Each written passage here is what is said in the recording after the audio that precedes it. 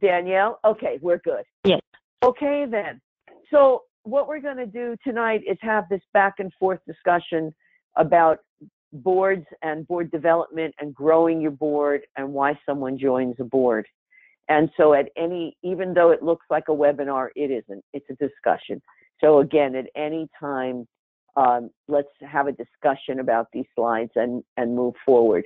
So one of the things that I've been talking to Laura about, Danielle, is really about why someone becomes a board member and who is really on your board of directors. And since you both are board members, as well as Laura being the executive director of this agency, some of this should resonate for you yourself as being a board member. So, and we could share that. So if you can feel like, oh yeah, that's why I join a board, it'll get you closer to figuring out how to suck in good board members and make sure that they stay involved. So mostly the board of directors is really the ones responsible for governing the organization.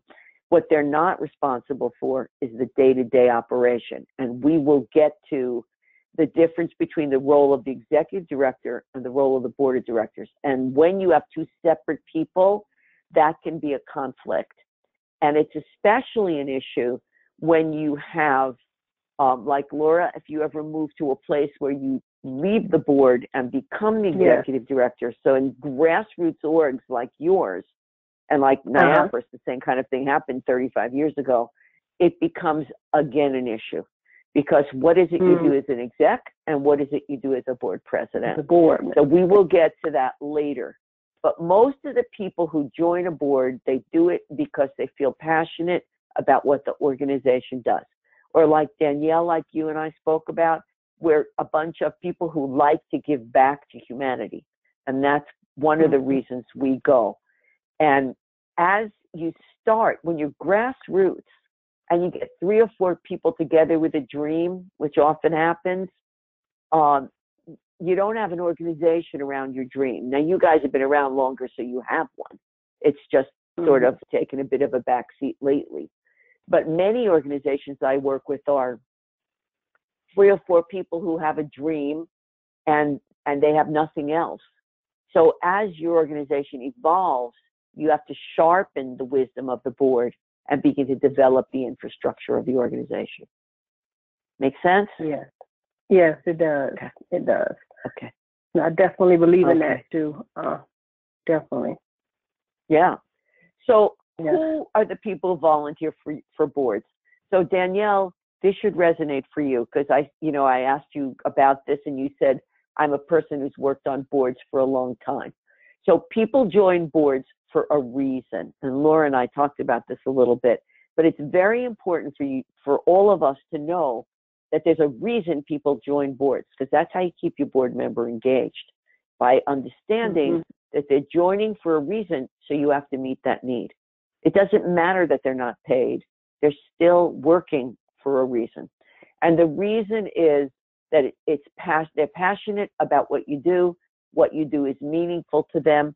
Sometimes it's because of their own stuff, like they had a child with a substance use or behavioral issue.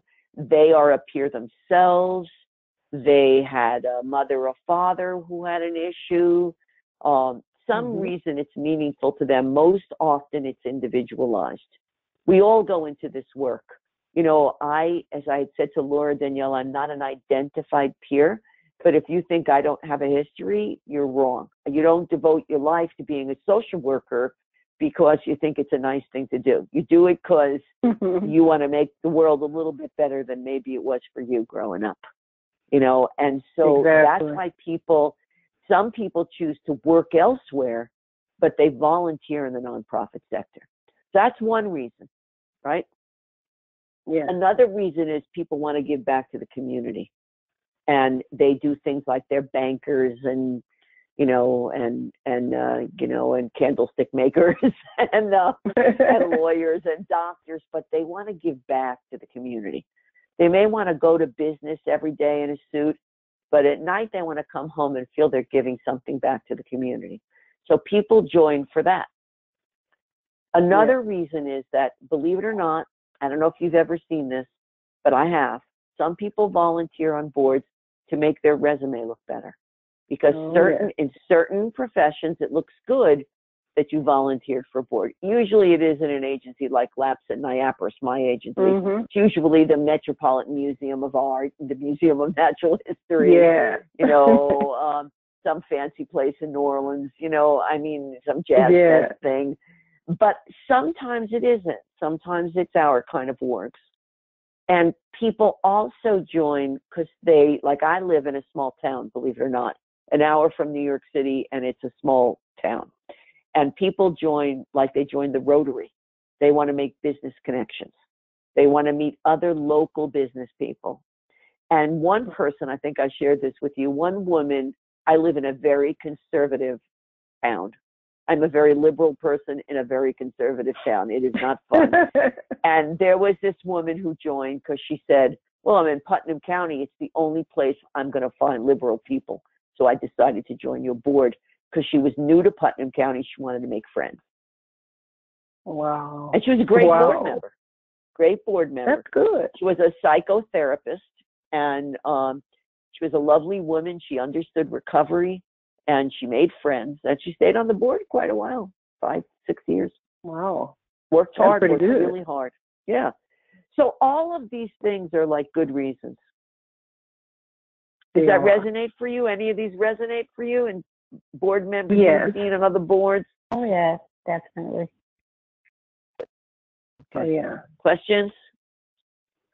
Not so much, but I definitely understand everything that you said because it definitely resonates with me. Every part of it, you know, every part of it definitely does. The role of the board member is very important, and I just like to say the board members that we had, I think they were good people and did a lot of work. It's just that like the biggest thing for me was that it's time, their time, and you know, being able to attend to me is very important. And I know people have lives and things happen, but that's the biggest part. Yeah, and I think we'll get into ways of engaging people so they continue to attend. Unless they have a, you know, a life emergency. But sometimes people just get bored, they get used to it, and they just start sort of coming without thinking. And there are ways to deal with those kinds of folks. So let's talk about this for a second, because this is something you don't have yet. You don't have an executive director. But when you do, the board of directors sets policy, hires the exec, and conducts the executive director's performance reviews. And the executive director is the only person that the board of directors supervises. The executive director supervises everyone else. So when you have a small grassroots org and the board is doing a lot of work, like HR work and IT work and banking work, sometimes they think they can go in and let's say the executive director has 4 staff, you know, they think they can supervise all 4 staff. They cannot. It's just the executive director. And when those lines get crossed, which is quite often in small organizations, you got nothing but trouble. So you have to be very careful for that once you set up staffing. And the executive director sits at the discretion of the board. I don't know if you know anyone or you've ever come in contact with, I do, of good executive directors who get fired. Because the board of directors all of a sudden get something in their head, or someone says something, or someone's got something out for somebody, and the next thing you know, the executive director can be removed at any time by the board of directors. Yeah, I've seen that happen before. Yeah, me too. Definitely. So when you're the executive director, the most important thing is to keep the board of directors totally informed about all the issues of the agency, so that someone can't get in a toot about you, and you know, and you wind up losing your job for something you didn't do. Yeah, you have to always be transparent and have that stuff right out there. You know, your board president and you are like this. So if there's a financial problem or an HR problem or some kind of lawsuit, you go right to your board chair and you start talking about it. So it's not a surprise or they don't see it in the newspaper. And board members worry about this, by the way. When you go to bring board members in, they worry about this, especially in our field. Board members start saying, well, it's, you know, the stigma about people with mental health issues. Are they going to hurt somebody? What happens if somebody hurts themselves? So they want to know all of those kinds of things about, you know, how your organization runs. You don't provide direct service, so it's a little easier, but they still want to know, oh, your members are all over the state. What control do we have over them? What can we do? How do I know what they're doing? So there's a lot of discussion around that. And Laura, at some point, either you and I or you and Elise should talk about liability issues when the board chair is also the executive director. Yeah. Okay, because I think that is a very fuzzy role. Very fuzzy role. Exactly. I'll be glad when that is resolved, because it's not it don't feel good to me, you know. It does put you in a sticky place. Yeah. It is sticky. It is sticky. Liability wise, you're covered by your insurance that you carry for the board of directors because you're a board member, but it's sticky. It's sticky. So okay. Exactly. So I think we went over this, which is that the role of the executive director, we didn't go over it. If you're going to separate it, the executive director is supposed to do the day-to-day operation. The board should not get involved in the day-to-day operation. And the executive director, it's on us as executive director to provide all the material that helps the board with decision-making. And again, I said the only employee the board oversees is the executive director. Now, where's the role of the board? Okay. Nice. Now, that's one thing I wanted to ask you about. The role of the I want to ask you a little bit more about the role of the executive director, if that's something where we'll get a little bit more technical assistance on, because even though I've been in this role in and out, I haven't fully been in the role, like fully know day-to-day activity, what you should be doing, fundraising, you know, all that. I mean, I haven't had that experience. I had some experience in that, but not the whole experience, I should say. I worked for some organization that I was under the executive director, but I wasn't the executive director. Therefore, it's a little bit different, you know. But I would want to know more and have a little bit more training or technical assistance underneath the day-to-day tasks of what that looks like. I'm doing a lot of stuff now, but still, you know, there's a role, there's a lot of responsibility, and yes, I would want to know more. So I would say, well, Elise and I were talking not about you, but in general. Before Elise came, when Chaco Mathai was in charge of Star Center, he started these executive roundtables, and they were excellent. I did one of them, I remember. I remember, actually, I was the one who kind of started the idea about it, and Chaco had talked to me about it. I actually did the first one, but I couldn't continue on doing the webinars because of my job situation again. But I was able to go back and review the ones that they did do on the webinar. It was very good. So yeah, I did one. I got some information. I remember. Like, I remember your voice. I didn't know you did, but I remember your voice and stuff. So I was listening to it as I was driving. But that was very helpful. It was very helpful. But even more, that'd be good to have even more done in that area. So being an executive director, there's a set of skills you have to learn. So the answer is yes. So there are ways you can get that. You can get that through the Star Center, and you can also probably get some through Breast Tax, because I do that work. Like I do executive coaching through Breast Tax, where I work with an executive director to discuss the different tasks that they should be doing. So, you know, like I gave you that stuff about board development, I also have tons of stuff like that about the role of the executive director, because it's supervising the staff, keeping the board informed, understanding the finances, doing fundraising, keeping the public aware of what you're doing, marketing, getting new contracts. There's a whole lot of information, labor, human resources, information technology. physical plant, the telephones, the toilets, getting space.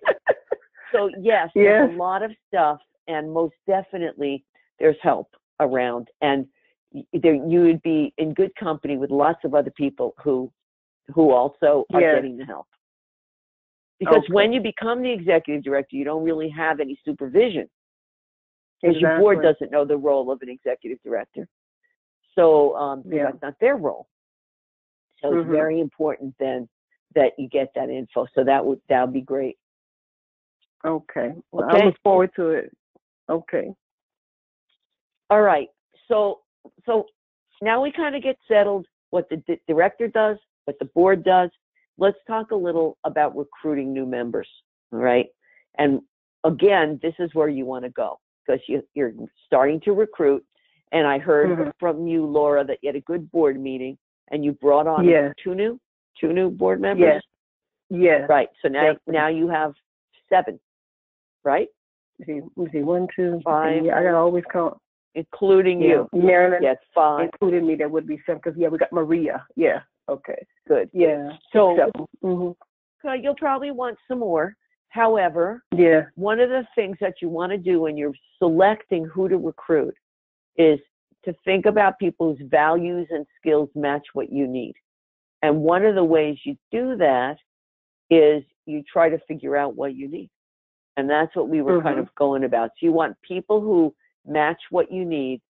You want to reflect the diversity of the services. And Laura and I spoke about this, Danielle, and we're not talking about just racial and ethnic and gender diversity.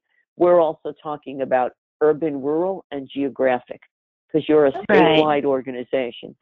So you cannot have everybody from the Lafayetteville area on your board. If you're going to cover the state, you got to cover the state. And so that's really important. And what I've found is this diversity really helps you be stronger and more effective. I remember in one of my management courses in social work school, I learned early on, the guy had said, don't hire people who are the carbon copy of you. Hire people who have skills that you don't have to be near you. So if you're the executive director, hire your associate exec with different skills than you, because the diversity, the difference will make you stronger. And that's it's true. You don't need anybody who knows exactly what I know. I need the people who know what I don't know. Yes. But you know what? You're laughing, but I have to tell you, people don't do that because they're not secure enough to bring in folks below them. Executive directors are not secure enough to bring in folks below them who may know more than them about something. Wow. So this is where people get in trouble. Yeah. Yeah. I would want, and I'm sure you've all seen it. Yeah. Yep. I'm sure you've seen it in your careers. But that's what happens. So when you're recruiting, this is what you want to know.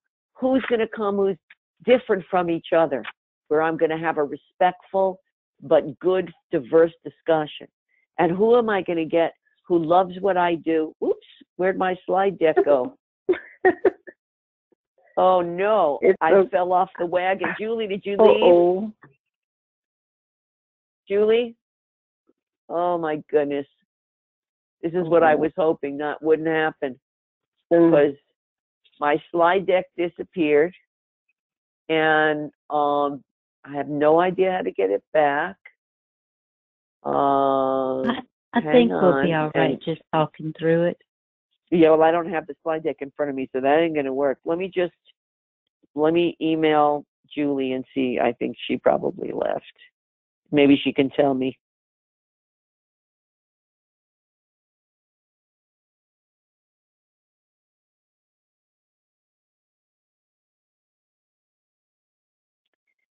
Hang on one second, okay? Okay. And I know what happened. I stopped being the organizer screen left. That's what happened, and I fell into another screen. So what I'm trying to do is get back into being the organizer. If I could figure out how to do this, we would all be okay. Oh, wait, she's telling me something. Oh, no, that doesn't help. All right, what should I do? Oh, she's signing back on. Okay, she's still there. All right. She'll fix it for us. That's wonderful. Okay, that's why she told me she should stay. I was trying to be good to her. So, yeah, so we want to make sure, as I said, I should have had the slides in front of me, which I don't, but she'll come back on in a minute and pull them up. So, here, you know what I'll do? I'll pull them up for myself. Well, let's just talk a little bit. So we want to recruit board members, and we want to figure out to get the right board members on, and we want to make sure we have diversity, and we're going all around the state with it. So how do you even know that? So one of the ways you can begin to do that is you create an inventory of what you need. And I think that becomes very important. So you begin to write down on a sheet of paper, what have I got and what do I need? And one of the ways you do that is you begin with the board members you have.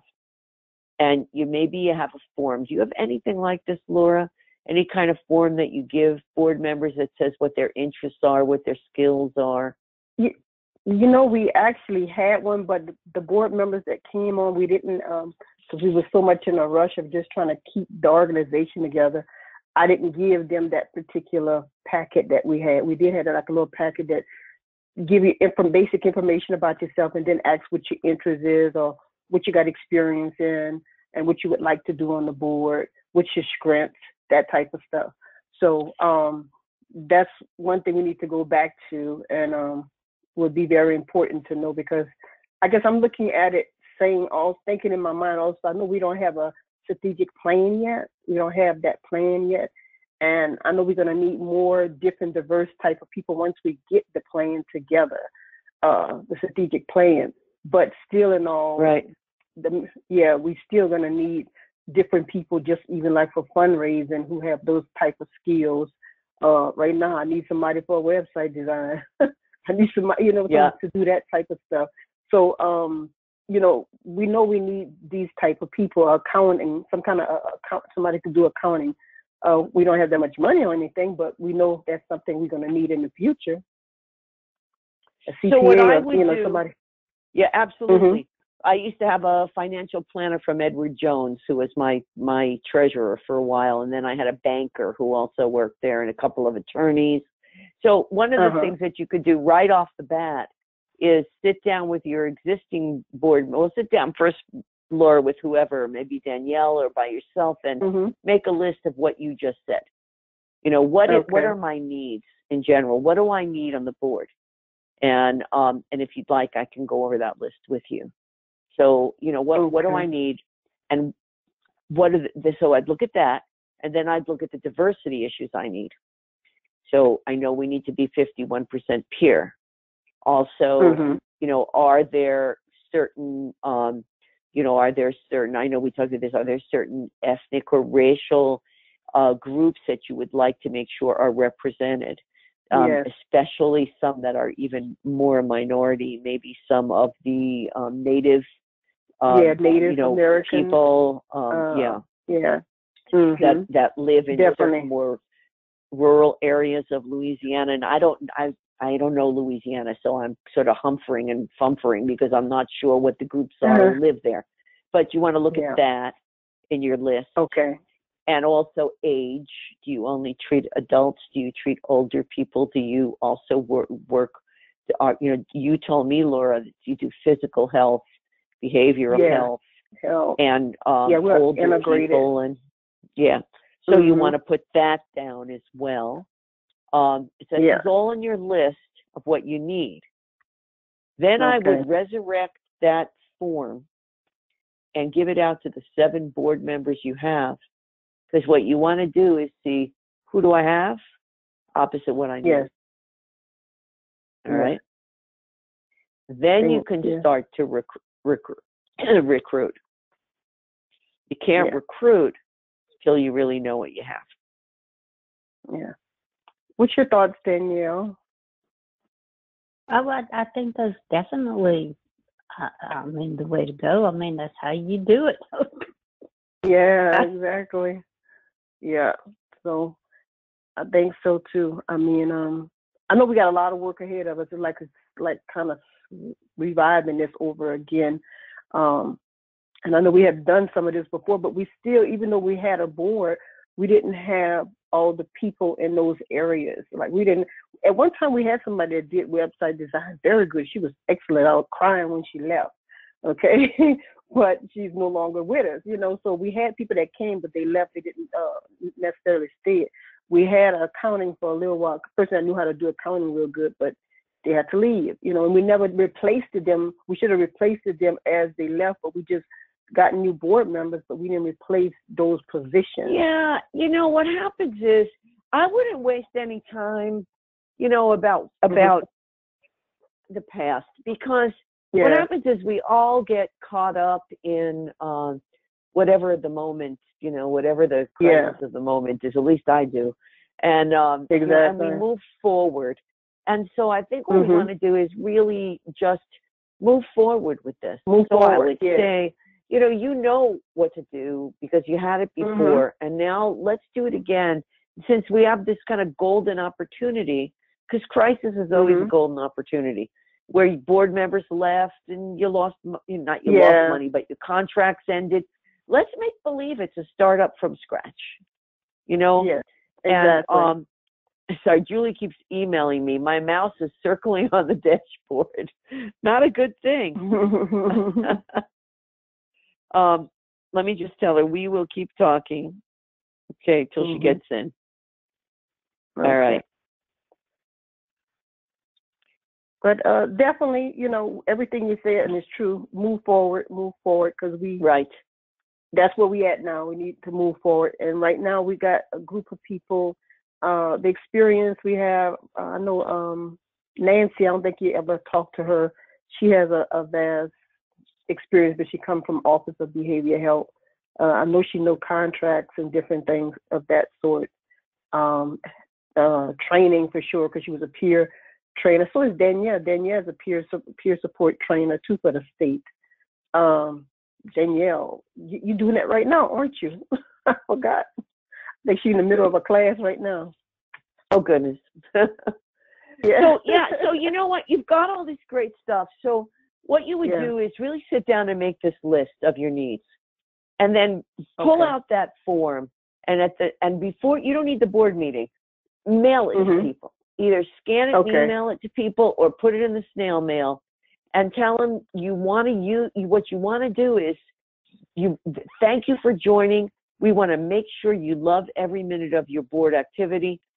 Share with us your skills, what you want to do, what you've done in the past, because at our next board meeting, we're really going to have a brainstorming session about the kinds of things that we're going to do, and we're looking for more board members. Okay? Yes. So that would be the start. When you got all that information back, you would then compare what you have against what you need and begin to cross off on the needs what you already have. Okay. So then after that, you discover, I really have nobody with financial background.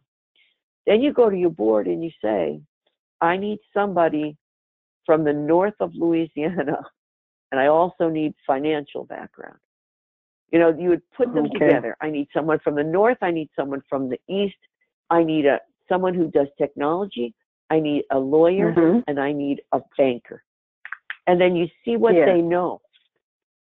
But the first thing you do is really figure out what you need is. It's a needs assessment.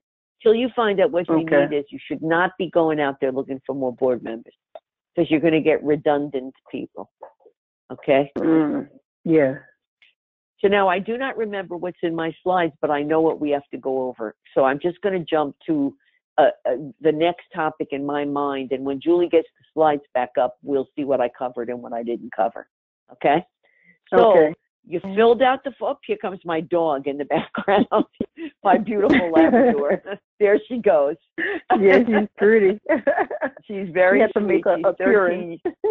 She's 13 years old, so she's been around a while. So you're going to give your board members that form. you're going to begin to make the list of what you need, and then you're going to compare them. So let's say now you know what you want. How would you even begin to attract new people? So we could talk about that, and then I also want to talk about how you would keep the people you have interested. Okay? Okay. So how about Julie? Okay, not a good, she's not telling me. Okay, so I would say, let's talk about keeping the people that you have interested. Let's begin with that, and let's just park finding new people for now, okay? Okay, We're getting back to it. I just want to park it for a minute, okay? Okay. So, it's hard to talk with her and talk with you at the same time. So, I understand. So go back to what I said about why someone would come to a board. All right. Now the idea is to keep them interested in what you're doing. So, Laura, you know, because you told me already that your bylaws have certain committees and things that people have to should be doing, and we don't have them up and running. So I would say one of the next things that you should be doing is figuring out which of your committees should be working again, and then getting the 7 board members you have on those committees. So you and I spoke about a need to engage members again, like write a newsletter, get some information out there, try to find some money, pull the organization together, maybe do a health day or a fair or something. That could be one committee that you begin to form. You might begin to form a committee that's going to begin to deal with PR issues. That might be one committee. Now, you can form a committee that's ad hoc or a governing committee. So a governing committee is like executive, finance, board development. An ad hoc committee would be like the newsletter committee, something you're just forming to take care of something. But you want to get the board members you have engaged in something. Just coming to a meeting once a month or once every 2 months is not enough. And you want to share with them that you're getting off the ground now, and you're moving this forward, and they are the pioneers to move it forward. Danielle, did you want to say something? Was it you who I cut off? No, I didn't, but I'm kind of agreeing with this. I think one of the things for this organization in particular at this point is crucial is to be moving forward, because if you don't, you're going to lose your board members. The ones you have now, they know what they're doing. They've been doing this. We've all been on boards. We know what to do. We want to start doing it. If it drags, you're going to start losing your board members. Yes. So exactly. I think, and to look at your board of your bylaws, what are the committees that you had set up? Did you have like a finance committee? What are your committees, Laura? Well, that our you used to have running. We only had a few of them that was running. Honestly, we only had like the fundraising committee. And we had the executive committee, but we never got off ground to have the rest of them, because we just never had the rest of them pulled together. Wait, I'm confused at this point, because from what I know, you don't have adequate bylaws set up at this point even. No, that was there are bylaws. Yeah. There are bylaws, but they are a nightmare. Yeah. I know they wasn't they wasn't they wasn't put together the way they should have been put. I guess the systems that we had, we did the best we could at that time. But we did have a committee, and we've been around a while. So things change from the years, We had a committee when we first started, then it kind of dwindled out, But now, like you say, we're having a fresh start now. So, we're ready to do things, whatever we have to do to get the bylaws straight and move forward. I think it's like Edie said earlier. It's not look at the past, no fault, no blame. I mean, it's just a matter of getting organized and moving forward. Exactly. So I would I say agree. what sounds great to me is why don't you start? Why don't you put the executive committee together to do the bylaws? You got the president. What do you have in your officers right now? What right now we have we have really the executive. Well, I'm the president and the executive director. Maria was the because we had anybody. She was the treasurer and the secretary. Now we have to split that.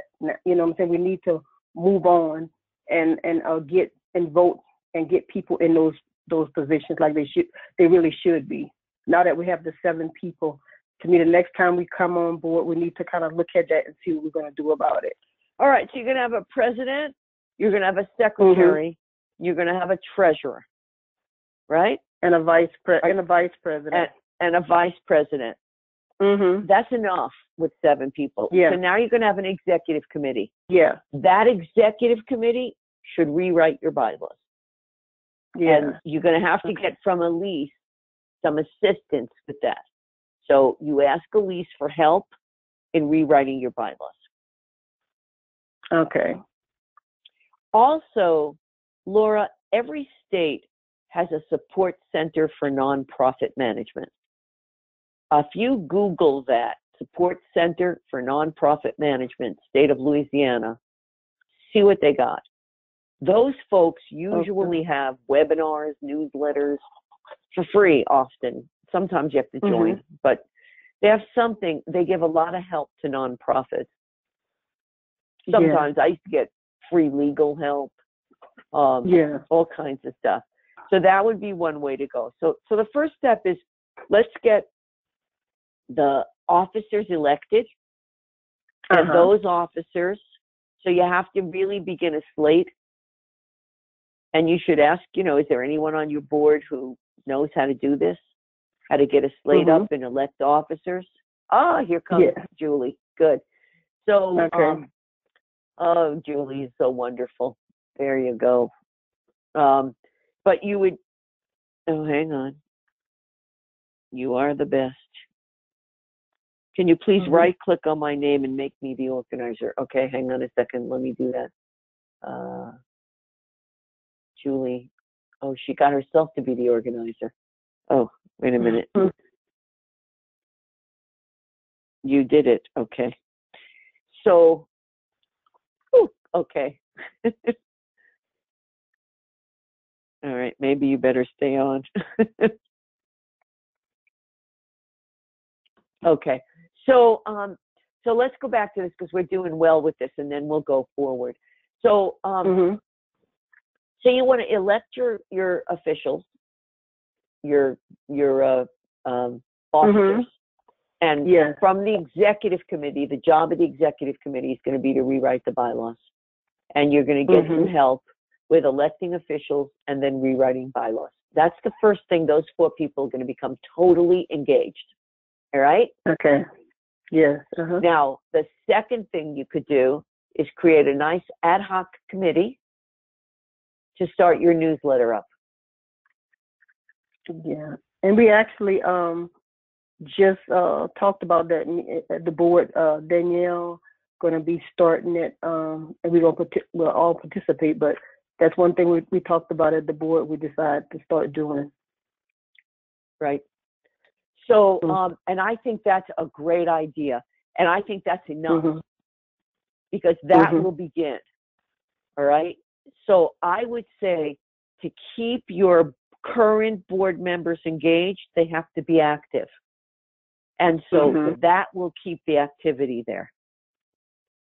Now let's go back into the parking lot and pull up that how to recruit the best board.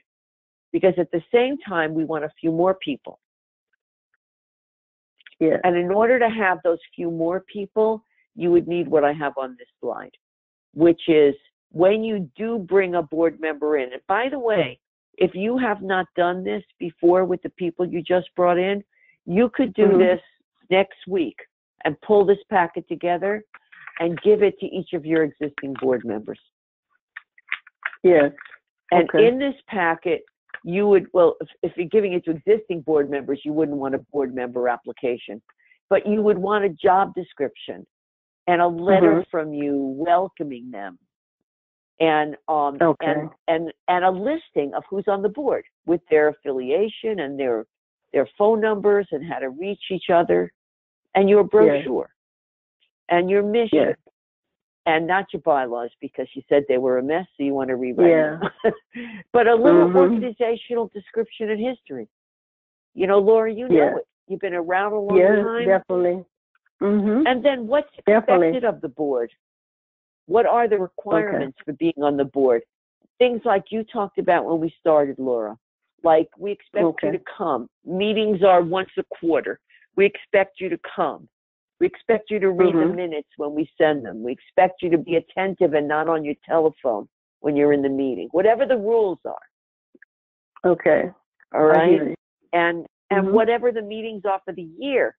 Board meetings will be January, February, on the third Thursday of the month, whatever it is. So the calendar is there.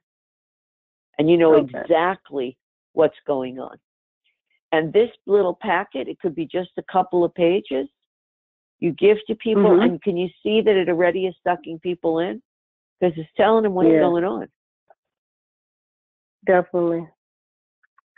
Now, some of these things that are down here, I'm telling you, there are templates for them all over the internet. So if you wanted to know what a member job description should look like, you Google in board member job description. Nonprofit, because it's a big thing. Profit, nonprofit. Yes. Nonprofit board member job description. 100 templates will come up, and you can take one and amend it. Yeah. They're free for the taking. All right? Definitely. The rest of the stuff you could just do yourself. Okay. Now, it's a lot of work for you alone, Laura, so you might want to ask Danielle to help you. Or, I will. Yeah, I'll ask for help. Yeah. But that is the best way to begin the engagement process. Okay? Okay. Okay. All right, come on. This thing's really giving me trouble today. Oh, okay. All right, I'm sorry that our technology is having trouble. So this we talked about. Remember how to make the most of each board member, and I said to start a board member profile. And by the way, you can type in nonprofit board member profile, and this is how I did it. I just typed into the internet, and templates came up, and I there's a thing called, I don't know, Foundation Free Library, or you'll see it when you Google it. It's got tons of info. Okay. And I just stole that all and used it. It's not stealing, but I took it all and I used it. So you can begin that board, you can get that board member profile we talked about and give that out to your folks. And that's what you're gonna compare to what your needs are. Okay? Okay.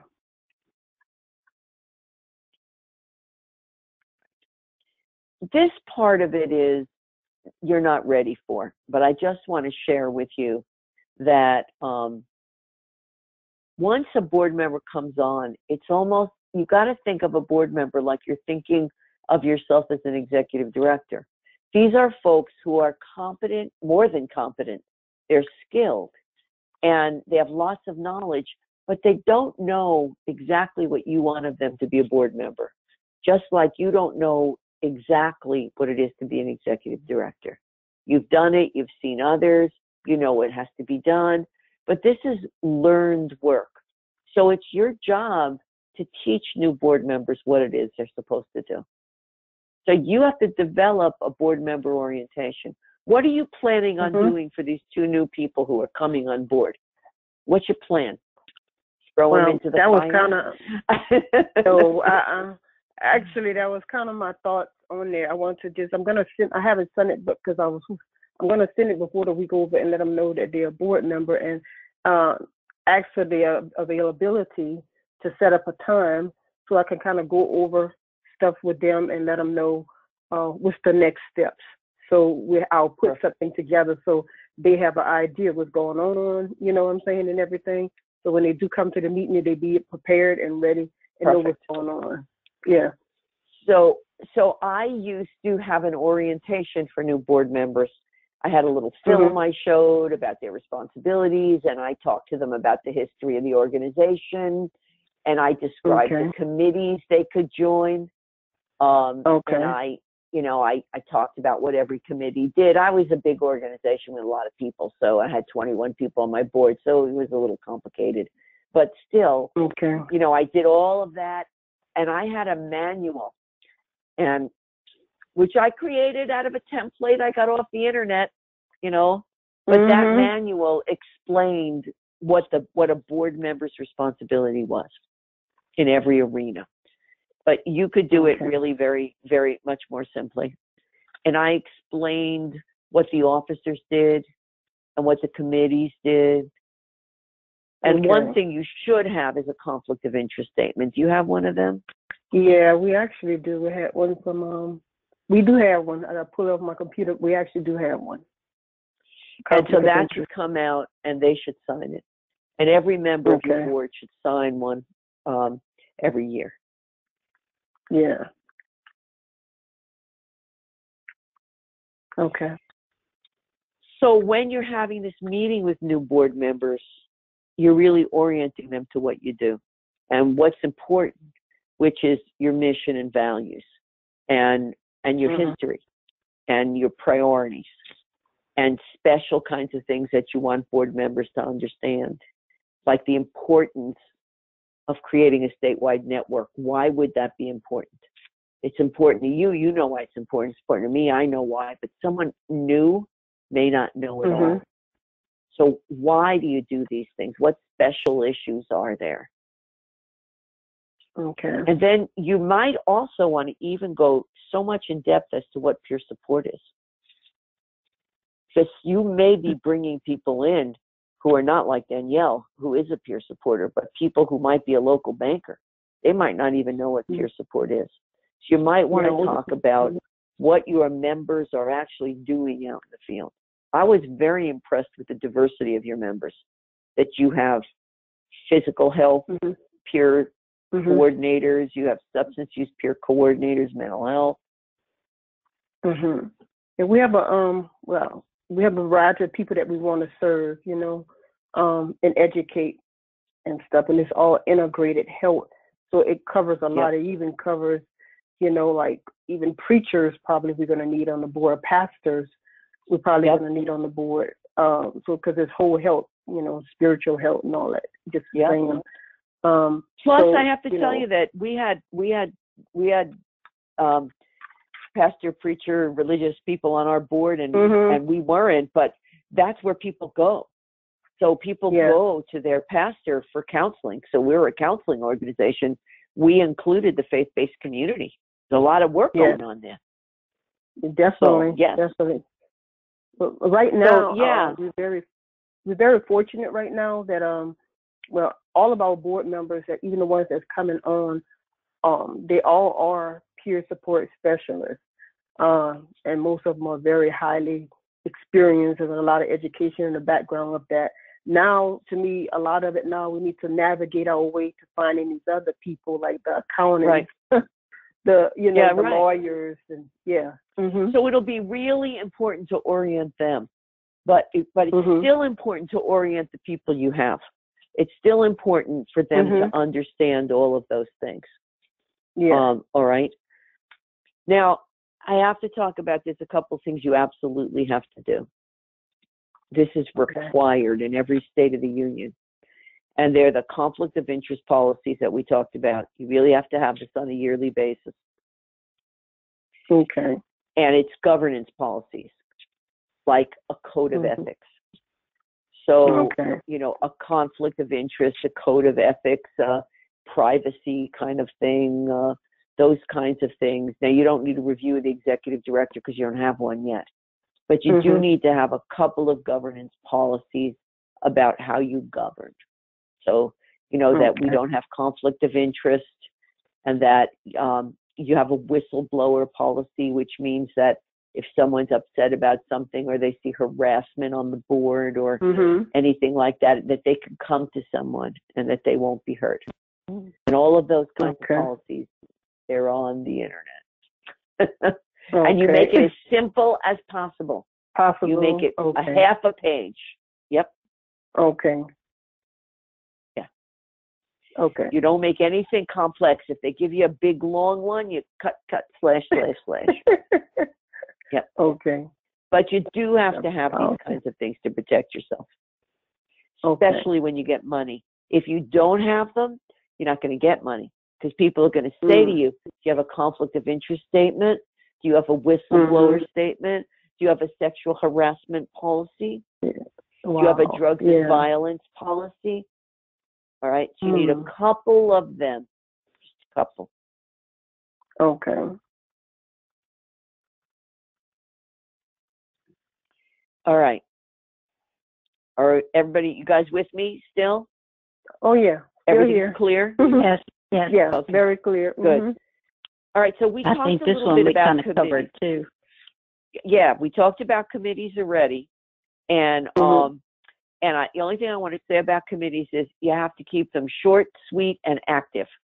So you want to make sure when you form these two committees that you're going to form, that the committee chair starts and ends the meetings on time, that they have an agenda, that they ask for feedback and opinions, and they don't barrel through this stuff.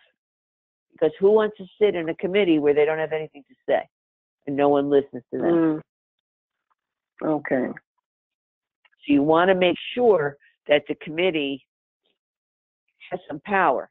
Because the other thing that is a committee killer right off the bat is they work for 4 months, and then the people who didn't come to the committee on the board have tons of stuff to say about what they did, and it's not very helpful. So if you want to have a lot to say, then join the committee. You know? Okay. Otherwise, you're approving or disapproving the end result of the committee's work when you go to your board meeting. You're not nitpicking on the words and the thoughts. If you want to nitpick, you got to join the committee. You know what I mean? Okay. It's like otherwise. Yeah. You ever sat on a committee where you worked yourself to a frizzle, and then for 6 months, and then you go back and they decide they start picking on the words and they say, I don't think we should this, and that is so annoying. So you want your committees to be tight, start and end on time, be a reasonable amount of time, an hour, hour and a half. I used to do an hour and a half, that people know what they're coming in to talk about. If there's information they have to read, let's say you're starting the newsletter committee and there's like templates of newsletter banners you want to send out. You send them out ahead of time and everyone should look at them and come in and talk about it. Okay.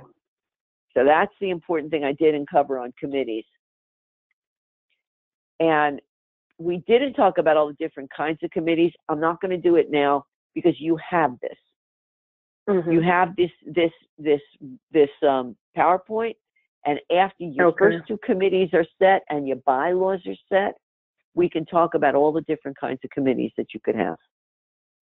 Okay. But right now, you're going to have that ad hoc committee work on a specific task, which is going to be the newsletter.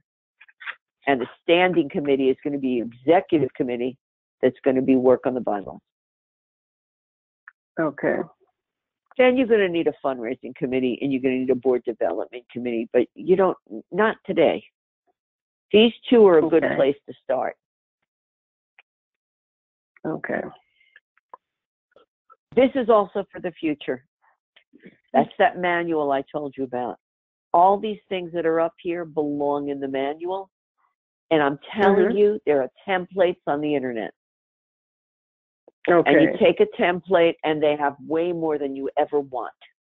And you get rid of what you don't want and you amend what's there to fix it. You can form, after you get the newsletter going, you can form an ad hoc committee to write a board manual. Okay. This is all stuff Mm-hmm. your board. Now, can you already see that this board is now busy and engaged, and that's going to keep them committed? Mm-hmm. Because there's work Definitely. going on. You are it's a lot to building do. your infrastructure. And when you go for money the next time, you're going to have all of these committed board members who have done all this work on solidifying your organization. And this is all necessary before you get funds and go diving into the work of being a statewide network. You got to get your own house in order. Yeah. Make sense? Yes. Yes, it does. Take a quick look at Definitely. this stuff. Is there anything in here you don't know? Anything that's new to you, or does it all look familiar? And no, it's pretty much all familiar. Yeah. Most of it is very familiar. All familiar, right? Mm-hmm. Good. Mm-hmm. This is in the parking lot. First, let's get the newsletter going. This is number 2. Okay? Newsletter and bylaws. Okay. It's just here for you informationally. Okay. Same as this. You don't have an executive director, so I don't think you need to worry about succession planning yet. But eventually, this is a huge deal. Like in Niagara, Harvey's been there 35 years. He's going to retire in a couple of years. And, you know, he's begun to do succession planning. And these are really important when you get to it. And there has to be emergency plans as well as, you know, retirement plans. Because God forbid anyone gets sick and goes, everything falls apart. So that's an important piece as well. We're not going to spend that much time on it. Okay? Okay. Okay. So before we do this, which is really almost the end, what I want to say to you is, are there any questions at all or discussion at all about the things that we started before, that we've talked about before we just move into this? Because there's going to be a lot of questions and no answers. Danielle, how about you? No questions. All right, so look at this slide and the next slide. These are things to think about. The truth is, these are the kinds of things that you could bring to your board. You could bring these 2 slides to your full board and have a full discussion about it one night. And that is, how should we put ourselves together to do the work we're doing? What kinds of committees are the most important for us to do? And how should we make decisions? Should we make them together at the board meeting? Should we make them mostly in committee and then bring them to the board meeting? You know, how should we make decisions? Should we make them by majority? Should we make them by 2/3 majority? Should we make them by 100%? What happens if someone doesn't agree, but we decide to move forward? What is the responsibility of that person? You know, what it is they're supposed to follow through with the will of the board. What happens if they don't? These are all decisions that your board should think about. What expectations does a funder have for board performance? Well, I'm going to tell you what a funder thinks. A funder will say, well, does your board do anything about raising money? Does your board give any money? We used to have one of the things required was 100% board contribution. Didn't matter how much, you could give $1, but every member of the board had to give money to the organization, donate money. So that we went to funder, we could say to the funder, well, 100% of our board donates to our board. Some people could donate $10, some people could donate $1,000. Didn't matter the amount. It was just, because that's what funders expect. Funders also expect that you have those policies in place. Funders expect that the board is doing good governance. They're watching. They're watching their money. They want good stewards of their money. All stuff to discuss with your board.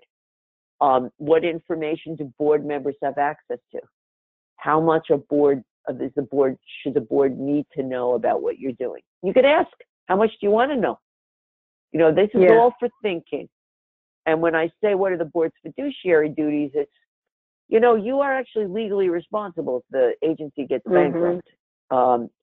They come after the executive director, the chair of the board, they come after you and they put liens on your stuff. I don't think board members realize that.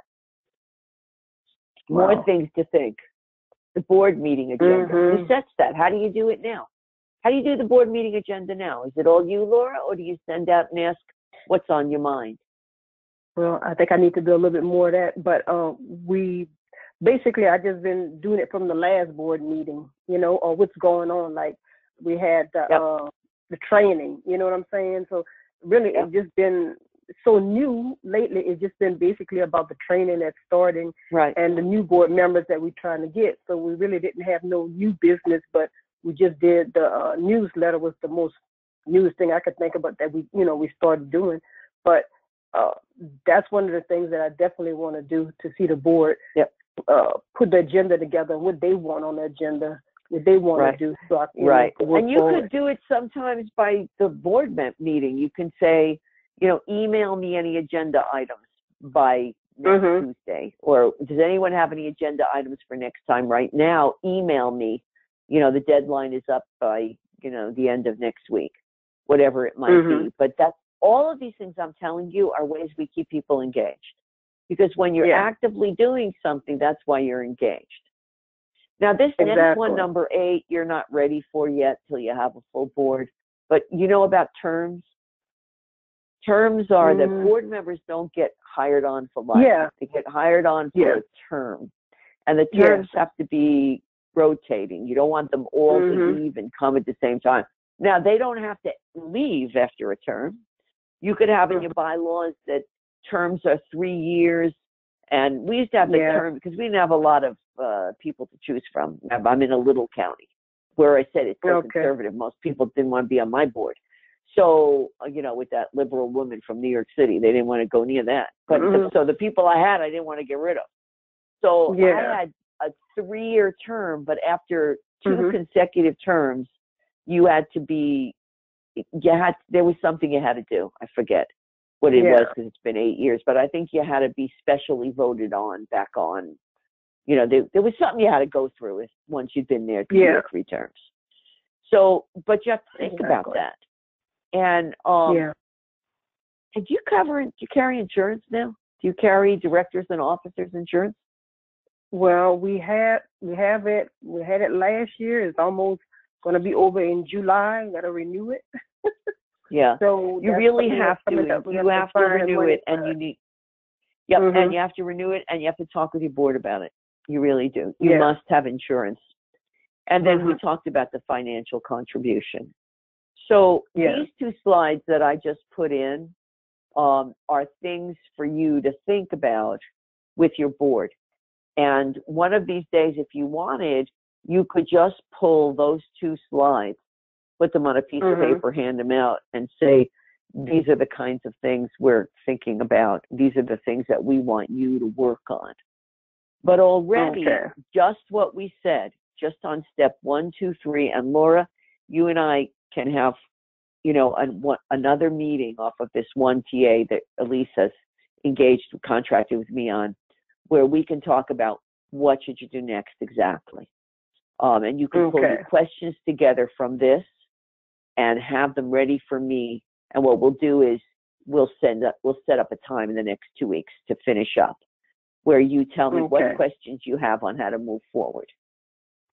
But if you just start an ad hoc committee on newsletter, which will increase your membership, and get your officers in place for your executive committee, vice president, treasurer, secretary, along with you, and start relooking at your bylaws and creating good bylaws, that's enough to begin.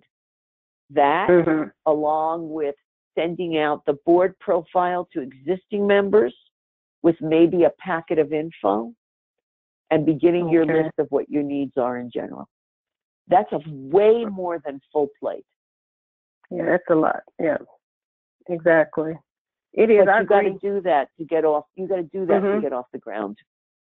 If you don't do that whole package together in the next, let's say, 6 to 8 months, you're not going to get off the ground. That's what you need to do to get moving. And it seems like a lot, but you've got 7 people who can do it. Yeah, exactly. And that's It's exactly not you, what we're Laura. gonna do. It's not for you to Oh do no, with I'm Danielle. not. I'm not gonna. Not the two of you together. No, it's everybody. 7 members of your board. You'll have 3 working on one. You'll have 4 working on another. You'll have 2 working on another. Mhm. Exactly. Yeah. You could take that Oh, slide about what goes in the board packet, and you could bring one other person with you one night over a nice pizza, you know, and a cup of tea, and you sit down and you start to write those things that belong in that packet. Okay. And then you take two other people, and they go over a pizza and a cup of tea, and they do one of the other things. So, you know, you've got 7 folks. Don't bring all 7 folks into every single thing. 2 are doing one thing, 3 are doing another. So each one of you is maybe doing 1 or 2 tasks. I see what you're saying. Yeah. See what I'm saying? Just divide the tasks up. Yeah. Divide the tasks up so we all get it done. Because that's the only way to do it. Because, that's the only way to do it. And then everybody got an input. I like that. Because everybody have an input of what's going on. So, Because I think, and, you know, Danielle, for you, I think I've been meeting with Laura long enough to know that, you know, she can carry this, but she can't carry it by herself because it's not that it's too much work for her. It's not too much work for her. But you got to have a buddy to do this kind of work. It's too lonely to do it alone. And that's the reason. Not that she couldn't sit down and whip this all out. You could, Laura. But it's too lonely to do this work alone, and you lose the board. Yeah. You know, we began this process by saying, how do I keep board members engaged and excited? By being a part of the process of recreating laps with you. Yes. That's how. Exactly. Oh, yes. Definitely. So I agree. I would say, Laura, you've got a little bit of homework, though, before you and I meet again. And your homework, this one you should do. And I'll try to write this up a little bit for you, if I can keep my head together on it. But your homework is to begin to just make a little work plan, you know, of the things you have to do next. Not alone you with the board. Just the stuff I just went over. You just put that all down in paper, and we will discuss what comes first, what comes second, what comes third. A lot of this stuff is done at the same time, but we can talk about that and how to get moving on it.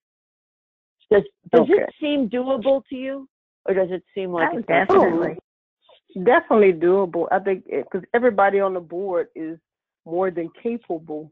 we got some strong board members, so I know that they're more than capable of taking over this, you know, and doing their part. Good. Exactly. Good. As long as it feels capable and not overwhelming. Sometimes when I end these administrative webinars, people feel like, oh my God, because they're like dry, you know, but they're like, you know, oh no, that's too much work. But it isn't. It's just a process. And if it takes you 3 months, fine. If it takes you 6, if it takes you 9, doesn't matter how long it takes. It's a process. Yeah. And you do it for as long as you need to do it. But as you're doing it, everyone will become involved. And they'll be feeling hyped. I have to interject too, so that you know what we're dealing with too. I think it's very important to do everything right, but I think time is an element that we have to look at because the state is at a critical juncture. And right now, LAPS is the logical organization to do this.